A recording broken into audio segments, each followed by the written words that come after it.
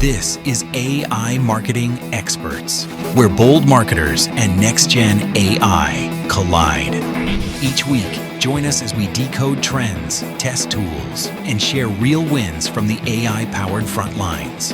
No fluff, no hype, just straight talk and smarter marketing. Tap subscribe and let's geek out on AI. Hello, welcome to another episode of AI Marketing Experts. I'm here again with our friends. We all love to get together to nerd out on what's new with AI and how you as marketers or small business owners can really grasp the tools that are out there and run with it. So again, we're going to just go with rapid fire with a lot of things discussing content today and why it's going to make a difference with what you put forth on your website, your social media, all of your digital marketing and your digital footprints.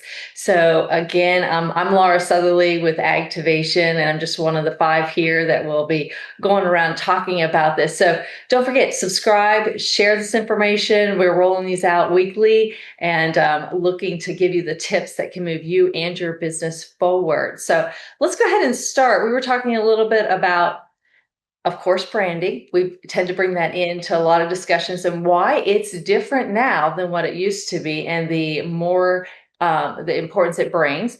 And the other thing too, we're going to deep dive in is, again, the content. AI is, of course, wanting your content. It is thirsty for content, and you know your business better than anyone. So how can you put your content out there differently and why it matters? Because in the last few episodes, we've talked about how people may not be clicking through, but now they may use a browser that they don't realize is all AI. And so that solution is going to be offered up to them. And if your content's not answering the questions they're asking, you might be left behind. So who wants to start diving in on these topics that we're going to provide, and some tips that our listeners and viewers can walk away with and know that they've made a difference in their online presence? I'll start in with just the hot button that we kind of talked about last time. So around paid ads and stuff like that. 2 things going on. Google is a money-making machine, and their gravy train is going down a different trail. I don't know if that's anywhere near a good analogy. I'm terrible at metaphors and analogies, but we'll try gravy trains and trails. But so what's going on is search is going up. What Google's noticing and the world's noticing is there's more people searching now than ever before, by a lot. AI is making it easier to get the answers.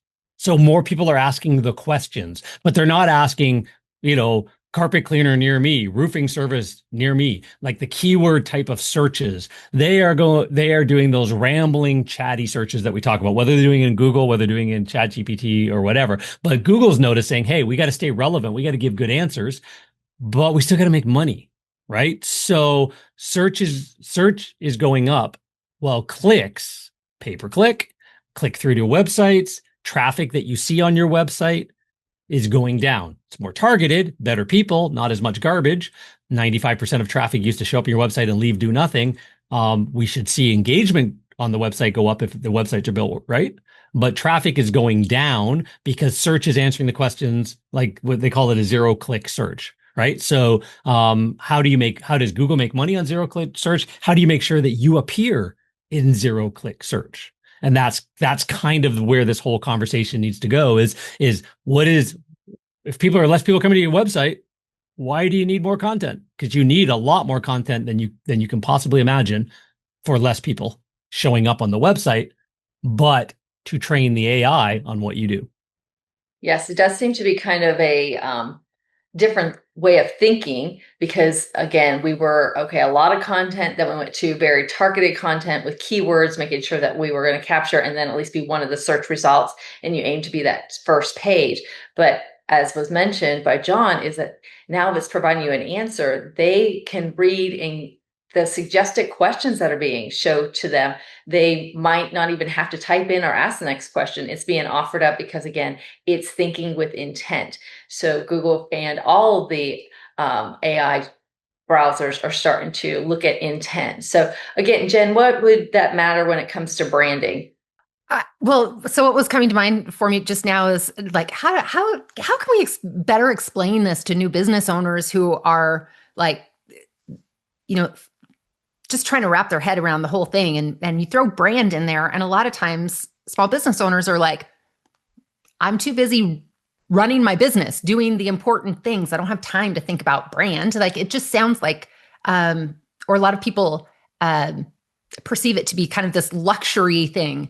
And so I wish that we had, or that I had a better term for brand that would, make it resonate with small business owners so that they understand how vital it is right now.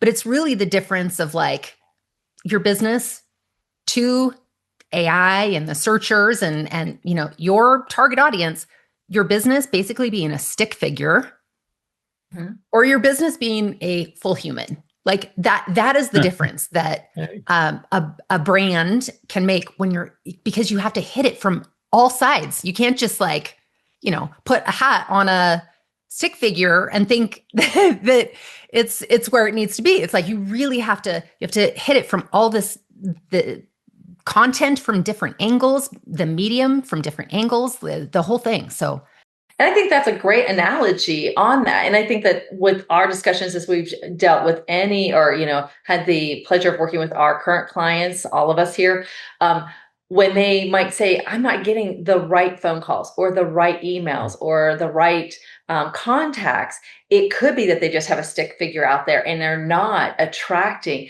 those ideal clients and customers. Ideal for us, the growers, to actually say, I'm in that location. I want to work with you. You're going to be my precision ag dealership or my equipment dealership, my roofer, or, when it comes to automotive, you want to make sure that, like you said, it's an all around thing. So Chris and Brad, you have some insight as to the content to help, build out and make sure that we're attracting we'll say persona, but we want that ideal customer that gets us excited and we want to work with them.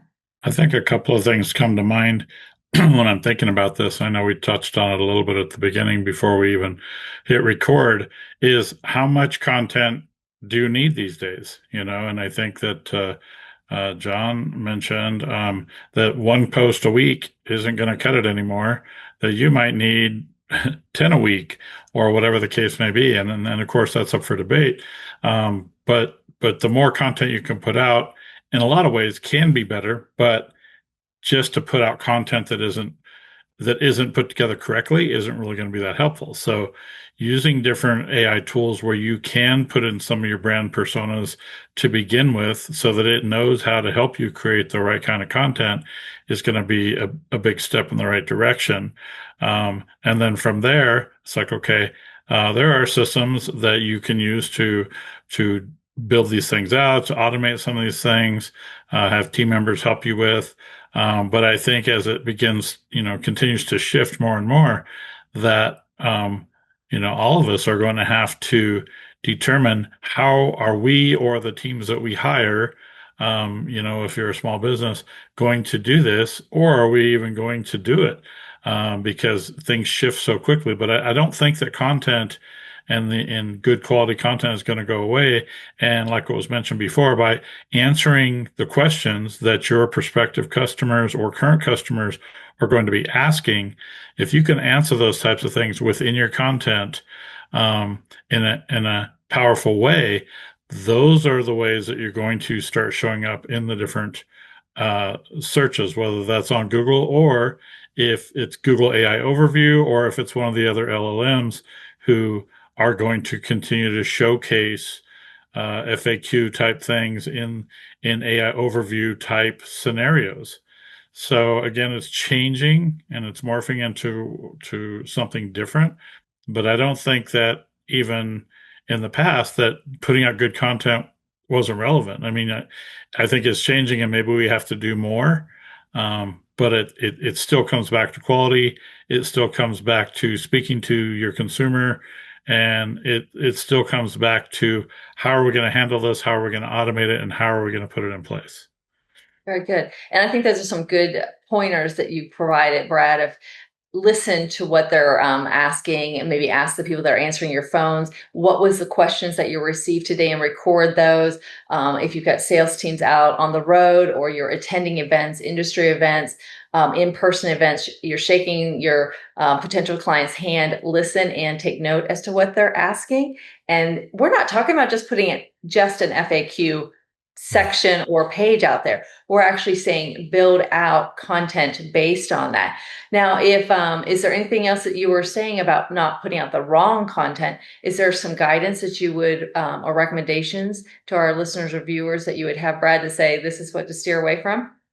Well, AI can be a really powerful tool, and you could just hit go, but it can put out stuff that's going to be subpar. It can put out stuff that's not true. It could put out content that you don't want out there because it's fake or BS or whatever the case may be. Um, Maybe that's the title of our show today. Is it BS, right? We talked about that earlier. So, I mean, just it's a matter of you use the AI platforms as a springboard, but then you have to humanize it. So you have to go and say, okay, this looks good. And remember, when you're working with ChatGPT, for example, you're talking to something. You're talking to the robot or whatever you want to call it. So if it looks good but it's missing something, tell it that. Say, man, this looks really great. Can you add another segment in there about XYZ? And leverage the fact that it can do this heavy lifting for you. Again, proofread what it produces, but make it your partner, you know? Yeah, that's very valid. And I think that we'll tie it together with the branding here in a moment. But Chris, if they're still struggling for, okay, I don't have time. I know Brad just said I can just talk to AI and it's going to go ahead and provide me this great feedback. But again, how am I going to come up with this content? Do you have any recommendations on pillars or, something like your go-to mix that you would recommend to help out? Absolutely. There's all sorts of different ways to kind of skin a cat, right? And for lack of a better term here, and honestly, one of the biggest mistakes that I see we assess 4 to 5 roofing companies marketing every single day, right? And at my company, and the biggest mistake that I see is just what we're talking about here: not enough content, right, at all. And most of them are websites, and I'm talking websites in general right now. Their website is maybe a page. And when I say maybe, it's like it's a glorified business card, right? Yeah. The other issue that I see is that they just don't build out content anywhere else either. They might be good at building content and putting stuff out there on Instagram, but then they're completely ignoring Facebook, or they're not posting anything on X or LinkedIn. They all ignore LinkedIn. Don't even get me started on that. Right. But going back to your question is, how do you actually do this? Right. How do you build the framework in order to do that? Well, first you've got to start, and this is, and you have to take in context that I've have this system in place and have had this system in place for my customers, for my clients for the past 20 years. Right. Mm-hmm. And it's about building content, right? You can do this now using AI, but you still need people in the middle to make sure, right? And you just talked about that. But how do you build out the framework? Well, the first thing, you have to know what you want to write about. Okay. So ask ChatGPT, come up with a list of 10 different topics, 10 different titles based off of, in the roofing industry, right? Based off of roofing, mm-hmm. right? In College Station, Texas. That's where I'm sitting right now. Right. And it'll come up with some good ideas. You can just bounce back and forth on those ideas until you actually approve those titles. Right. This is the same process, by the way, that we did with our clients 20 plus years ago. Just we started with the title. Okay. Mm-hmm. Next, you want to do a little bit of research. If you don't know anything about that, and you have to assume that ChatGPT doesn't know anything. Sorry, it knows a lot. It doesn't know everything, right? That's where I'm trying to get at here. Have it do some research first, right? Why don't you give me some research on this title, Okay. Mhm. That's exactly what we'd assign to a writer. And a writer would need to do that too. Okay. A human writer way back in the day would go out and find some information about this. Then you have it write it. Okay. Again, this doesn't always have to be Chat GPT. That's what the vast majority of people use.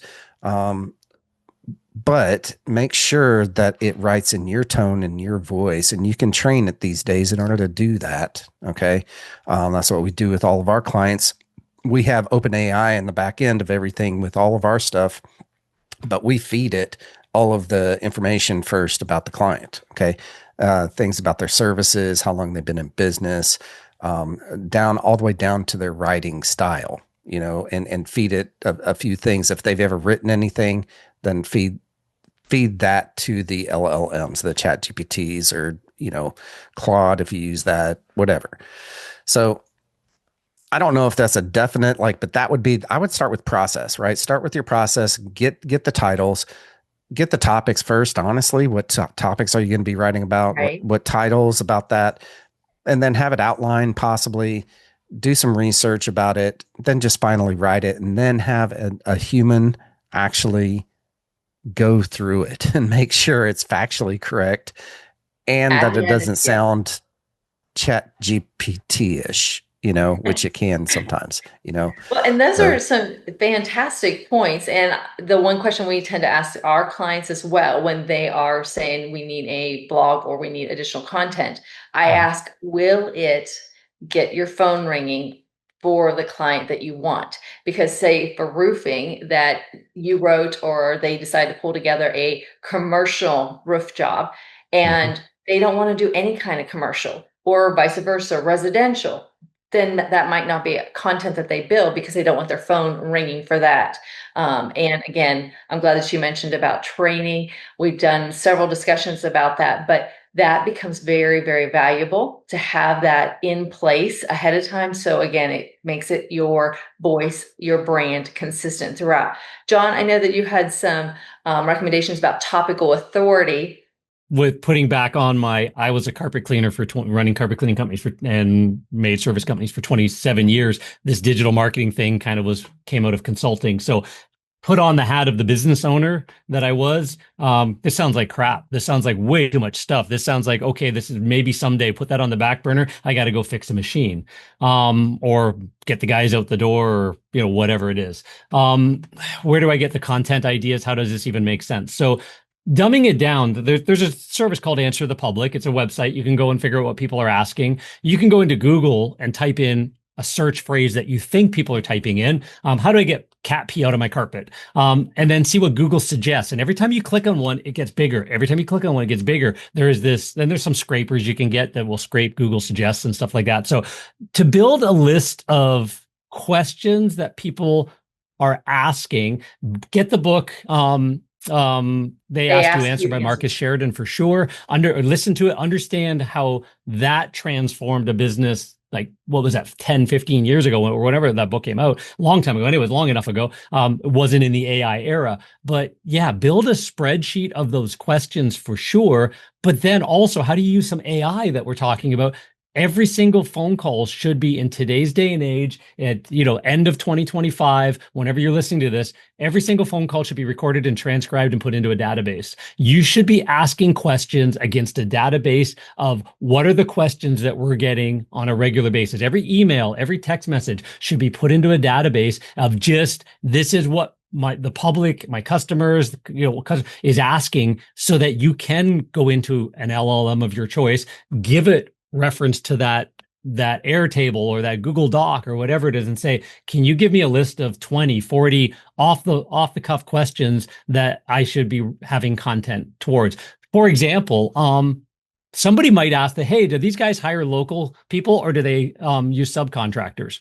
Any service we're talking about, right? And it's like, somebody could just ask that question about a company or whatever. They're not going to go to your website. They're not going to read 20 pages. They're just asking, Google, is there any carpet cleaners in the local area, any roofers in the local area that have their own employees and don't use subcontractors or whatever? If you've created content on your website, Maybe you did it because somebody asked that question, you grabbed your phone and you chatted about it. Now you've got video content and you just put it out there on Instagram. And then you took that transcript from that, and with a really good prompt that, as Chris said, has your brand voice, your brand style, maybe even knowing, about your kids and your dog and your cat. Like maybe you even pull that in. And so in the story, it actually weaves about the local market. And that's just like my cat Fluffy did this and did that. Like all of a sudden, the content that you're writing out of AI just sounds like so natural. Still have a human review it, but the more natural you can have it, the more, even if a human doesn't read it, more likely they will. AI is picking up the authenticity of that as well when it's giving an answer. So you might have mentioned that, hey, here's our employees loading the truck, and yeah, we use our own employees and blah blah blah, and they're all in-house employees and not 1099s or whatever, and blah blah blah and all that kind of stuff. You could have that conversation, turn it into a blog post, and so your content generation could be the questions you get asked, answer them by phone, create a video content, hand it off to a team like us or somebody in your company to create really great content that goes on your website, and then share that out as snippets on social media, and break that up into little pieces. And now that one little voice conversation you had for 2 minutes turned into an entire tidal wave of content on your Google business listing, on your Reddit. Reddit is where LLMs are looking as well. So nobody uses Reddit in business. Reddit is where you can have a first mover advantage if you can provide good value and not get kicked off the platform because you're spamming it. That's a really good place as well. So feed the engine, but don't make it hard. Make it as simple as recording 2 or 3 minutes and answering a question once or twice a day, and hand it off to somebody else to then turn it into the tidal wave we're talking about. And to your point, John, it is so much easier these days, especially with the LLM on our phones, again, our $1,000 equipment in our pocket, that when you have that windshield time, I mean, that's probably the one thing with a lot of our clients and a lot of small business, they are in the moment doing their work, doing the job. But if they're in between driving or doing estimates, or they are having just a quiet moment or two that they can just talk to an LLM and have that discussion, it starts that tidal wave. And I don't know if anybody else wants to build on here what John's saying regarding where you can take that content and how to repurpose it over and over again. It becomes, again, just content that drives more of the ideal customers. Because as was mentioned at the very beginning, we may not be getting the clicks, we may not seeing people on our pages, but the quality of person making that phone call or filling out that form or reaching out to you as a small business owner will most likely be a customer of yours, because the research has already been done. They're not calling and saying, hey, do you do, this type of med spa work or not? They know because you put that content out there. Yeah. And I think that what a lot of small business owners miss the point on anything with content, anything with branding, anything with a lot of their own marketing, is that a lot of this stuff is a long-term play, right? Mm-hmm. This isn't, I'm going to write articles or have ChatGPT write articles, and next month I'm going to get, X amount of leads, whatever, right? This is years down the road. Really, when it all becomes into this flywheel effect, because you have been putting out content on a regular basis so very long that you are now the choice, not only now in homeowners' eyes, right? In my case, but you're now number one choice in ChatGPT's eyes, because you have thousands of pieces of content, because you've been able to repurpose it and massively spread that footprint. So going back to what I was saying, what I've noticed on auditing, assessing, we call it assessing because no one likes the word audit, but we've assessed thousands of roofing companies' marketing, and 99% of them have, like I said, one page maybe on Facebook, that they have maybe 10 posts on. But their competitors, if you look at their competitors have these thousands of pieces of content that they've been building over the past 10 years, you know?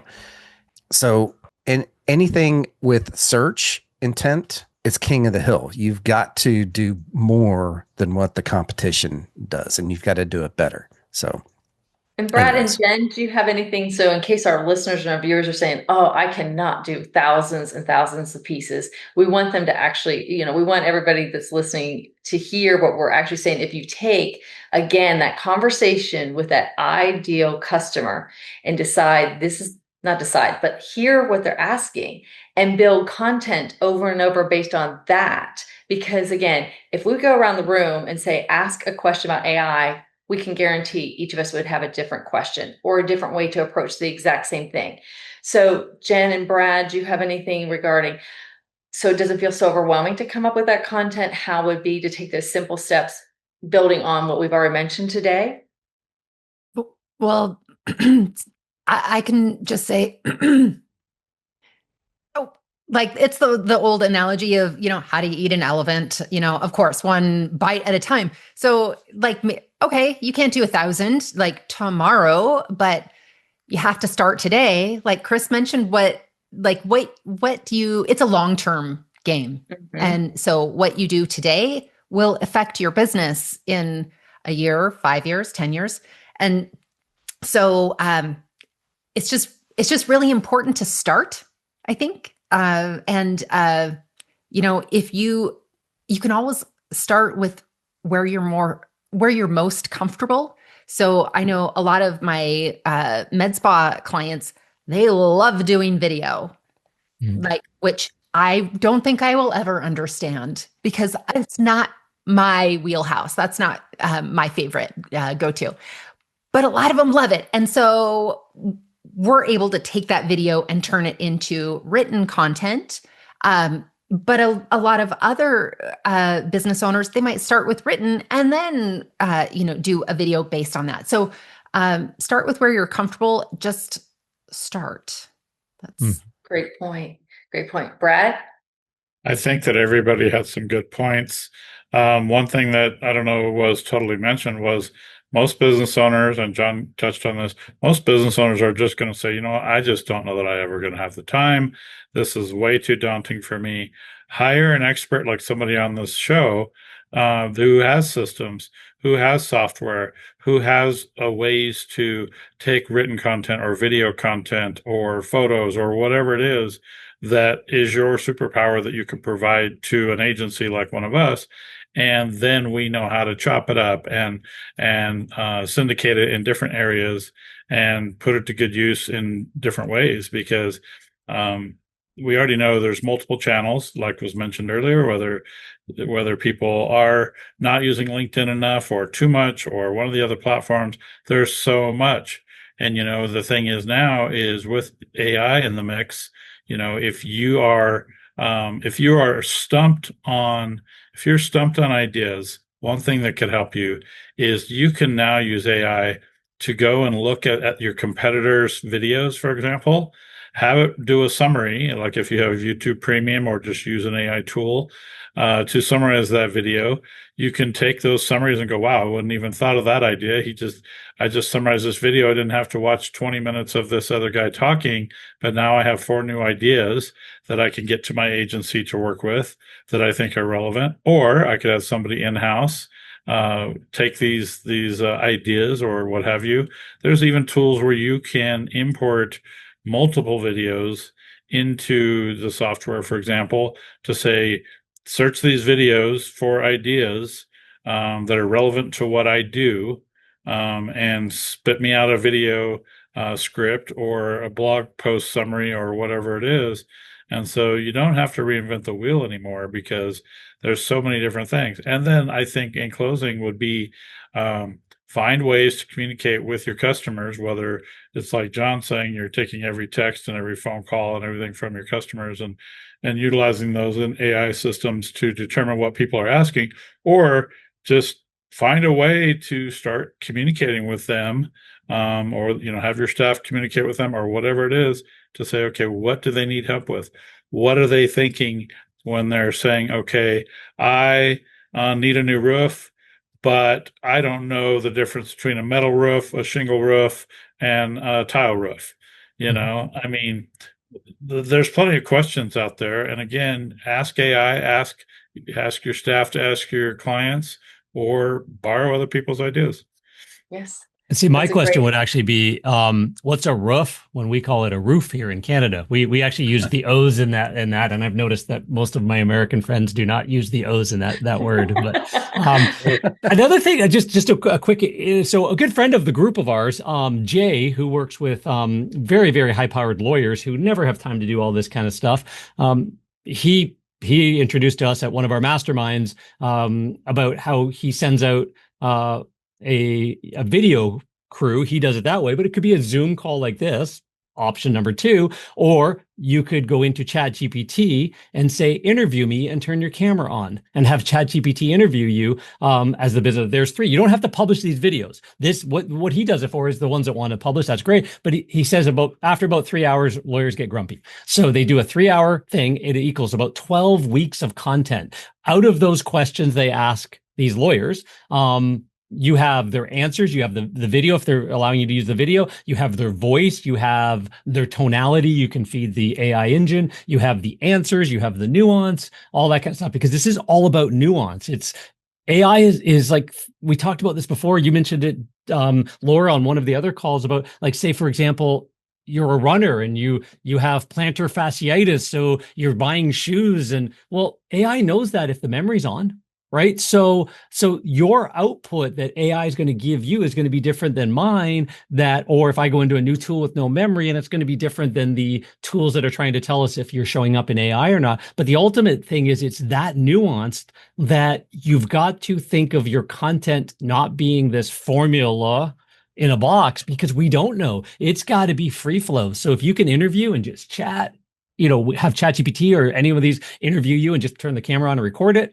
Ask me 12 questions. Here's a list. Here's my spreadsheet. Go down this sheet, form your own questions of what people that listen to these 2 weeks worth of calls, and come up with 20 questions to ask me, pitch to me, and I'll just answer it the way I do. And then it records the answers. Now you've got your feeder data for everything else you want to do. So find a good way to just get that input in somewhere. And then agencies like us can help take it out of there and turn it into the nuance that puts you ahead of 99% of your competitors as the world is changing around us. And just to piggyback on that, John, mentioned nuance a couple of times, and it's just so important. AI looks for, patterns, repetition, like it's not a human. I mean, as much as it does so many things, but it's not human. And so it's specifically looking for content that disrupts the pattern to say that content is human content, like that it's so the more nuanced that we can be with all of the content, the more important it is for AI. And that's a good point, because we know even our own customers, our own clients, they are all unique. They have that unique value proposition and such. So they know that their own customers are going to bring different questions, different ways to them, whether they be cat lovers or dog lovers when it comes to carpet cleaning, or, again, the med spa. When my granddaddy owned the farm, right, Laura? Yes, exactly. In your content.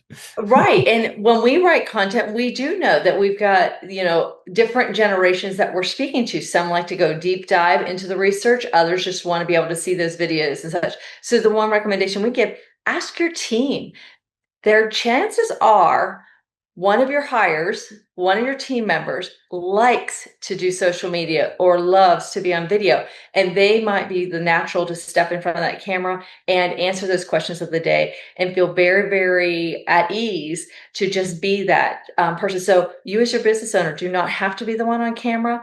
Interviewing, as John was saying, is a great way, but I think having other team members, they then feel valuable, but also it brings a different personality and interrupts, like you said, it's definitely human made content on that. So I think that's a good way. Chris, you seem to have a thought on that.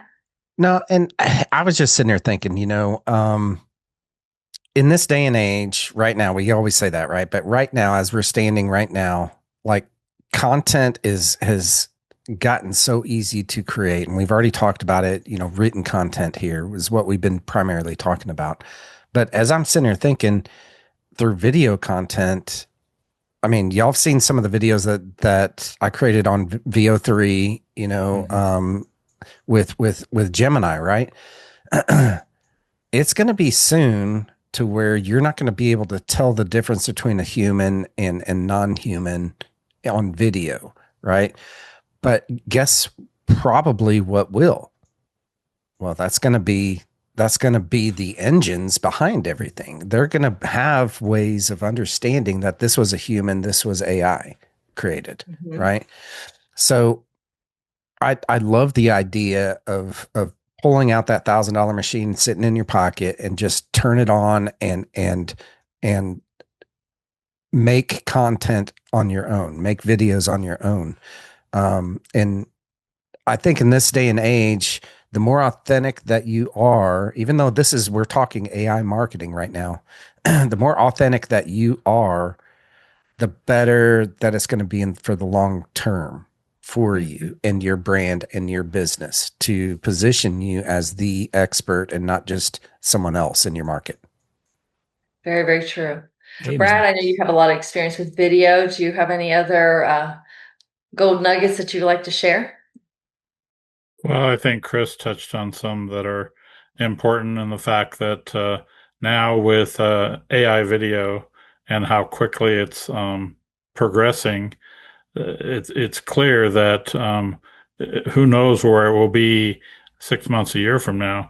But already we're utilizing many different AI video systems to put things together. So if you have a video spokesperson that is not really a human, but looks pretty realistic and can get the job done, then from that point of it, literally you just have to come up with content.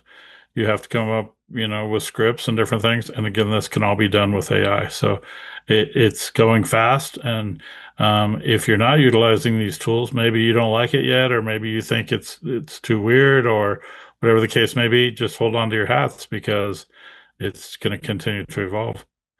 Well, I think that is a great time to note to end on. I think that we've covered a lot here when we talked about going deep with the content and the difference, whether as Google's changing their model, and we're going to see that they're going to make some money off of those searches or the intent. We have to keep that in mind as we go ahead and grow our content on our website and our digital footprint. It's not just throwing up content to have it out there. We want to make sure it's human reviewed. You are using your expert voice or your team's expert voice to bring it in an authentic manner. You want to always review it with your brand in mind. Does it echo your message? Does it bring it through? Is it what you want to pull those ideal customers to you and to work with you with that relationship?